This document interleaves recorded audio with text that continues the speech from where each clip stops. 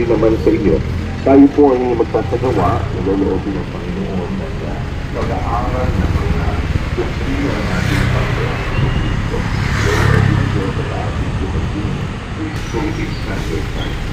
Ano ba itong mga tutos ng Diyos na tungkulin natin sundin na nakasulat sa Biblia at paano natin mapitiyak na ito nga yung para sa atin at ito nga ang dapat natin gawin kasi nga may tutos ng tao tutos ito ng tao tingnan natin mula sa Biblia atin po tingnan nyo yung mga flyers dyan ng mga babae nandyan yata utos ba ng Diyos ito o pagka-utos lang ito ng tao dahil ang dapat natin susundin yung utos ng Diyos. Kaya po, sana mapagulakan po ninyo kami. Ito'y isang taus-pusong mula po ng ating session. Araw po ito ng Lunes, alas 7 ng gabi. Philippine Standard Time.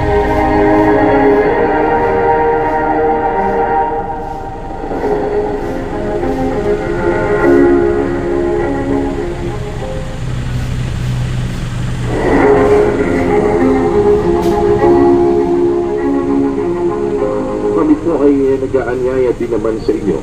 Tayo po ay magsasagawa ng loloobin ng Panginoon ng pag-aaral ng mga doktrina ng ating Panginoong Jesucristo.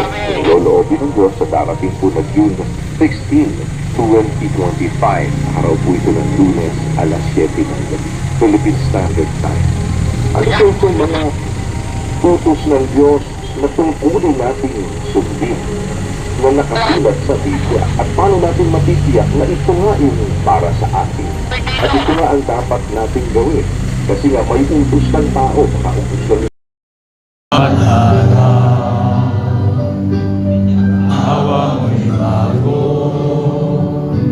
salamat sa pagpili sa mga daing ko salamat ako'y may mga kapatid dumadalangin walang pati sa katwiran pinakapatid salamat sa iyong gawang di maliri ikaw